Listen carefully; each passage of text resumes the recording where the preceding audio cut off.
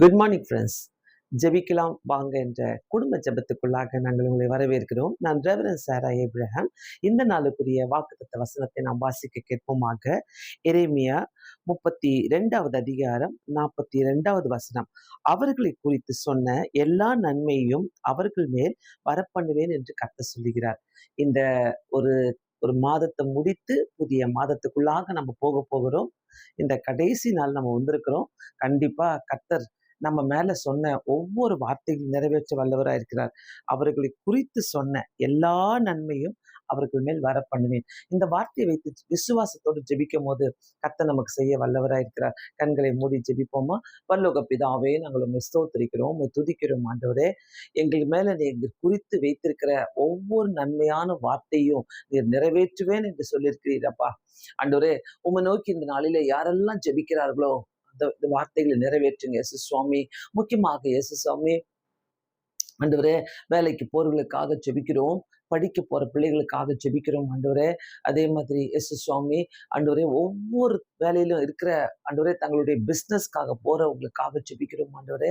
கர்த்தர் அவங்களுடைய வியாபாரத்தையும் ஆண்டவரே, பிள்ளைகளுடைய படிப்பையும் வேலைகளையும் எல்லாவற்றையும் நீர் ஆசீர்வதித்து தர வேண்டுமா ஜெபிக்கிறோம். நாங்க இந்த மாதம் முழுவதும் ஆண்டவரே எங்களுக்கு போதுமானவராய் இருந்தீரப்பா, அதற்காக நன்றி செலுத்துகிறோம் இயேசு சுவாமி. ஆண்டவரே, இந்த ஒரு புதிய மாதத்தை நாங்க துவங்கும் போது நாங்க உம்முடைய வார்த்தைகளை நம்பி நாங்க கடந்து செல்வோம் அப்பா. எங்க கூட இருந்து உங்களுடைய வார்த்தைகள் எல்லாம் ஆண்டவரே, நீர் எங்களுக்காக வைத்திருக்கிற நன்மையான காரியங்களை ஏற்ற நேரத்துல நிறைவேற்ற வல்லவராக இருக்கிறீர். நீர் ஆசீர்வதிப்பீராக ஆண்டவரை, காத்துக்கொள்வீர. ஒவ்வொரு முதியோர்களுக்காக நாங்கள் செபிக்கிறோம். முதியோர் இல்லத்துல வாழ்கிறவர்களுக்காக நாங்கள் செபிக்கிறோம் அப்பா. நீரே அவர்களுக்கு கோலும் தடியுமாய் இருந்து அவர்களை காத்துக்கொள்ள வேண்டுமா செபிக்கிறோம் ஆண்டவரே. ஆண்டவரே, அதே மாதிரி இயேசு சுவாமி, ஹாஸ்பிட்டல் இருக்கிற ஒவ்வொரு பேஷண்ட்ஸ்க்காக, வியாதியில கஷ்டப்படுகிறவர்களுக்காக ஜெபிக்கிறோம் இயேசப்பா. அவங்க மேல நீர் வைத்திருக்கிற நன்மையான காரியங்களை இந்த நாளிலே அவங்க காண உதவி செய்ய வேண்டுமா ஜெபிக்கிறேன் ஆண்டவரே. பயந்து இருக்கிறாங்கனாக்கா உதவி செய்யுங்க ஆண்டவரே. இயேசப்பா, எல்லாமே கைவிட்ட நிலையில இருக்கிறாங்கனாக்கா அவங்களுக்கு நீர் உதவி செய்ய வேண்டுமா ஜெபிக்கிறேன் இயேசு சுவாமி. கடன் பிரச்சனைனாலும், குடும்பத்தின் கஷ்டத்தினாலும், பண பிரச்சனைனாலும் ஆண்டவரே, குடும்பம் பிரிந்து இருக்கிறது என்ற கவலையில இருக்கிறவங்களுக்கெல்லாம் இந்த நாளில அப்பா முடிந்து போகட்டும் ஆண்டவரே. எல்லா கஷ்டங்களும் முடிந்து போகட்டும் அப்பா. வியாதிகள் கடந்து போகட்டும் ஆண்டவரே.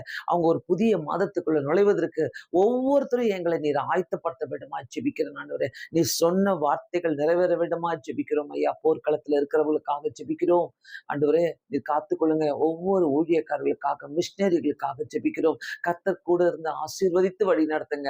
இரவு நாங்க வரும்போது சந்தோஷமாக வந்து ஆண்டவரே உம்மை தொழுது விட்டு, ஆராதித்து விட்டு, ஜெபித்து விட்டு நாங்க தூங்க எங்களுக்கு உதவி செய்யுங்க. எங்களோடு கூட இருங்கப்பா. நீர் எங்களுக்காக வைத்திருக்கிற எல்லா நன்மையான காரியங்களையும் கர்த்தர் நிறைவேற்ற வேண்டுமா ஜெபிக்கிறோம் ஆண்டவரே. உண்மையே நம்பி வாழ்கிறோம். நீரே எங்களுடைய தஞ்சமா இருக்க வேண்டுமா ஜெபிக்கிறோம். இந்த ஜெபத்தை ஏற்றுக்கொள்ளுங்க.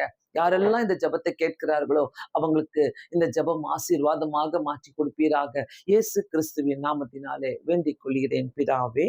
ஆமென். God bless you all. Thank you so much. இந்த வார்த்தையை வைத்து நீங்க ஜெபம் பண்ணுங்க. கண்டிப்பா கர்த்தர் நம்மளை ஆசீர்வதிப்பார். Have a blessed day.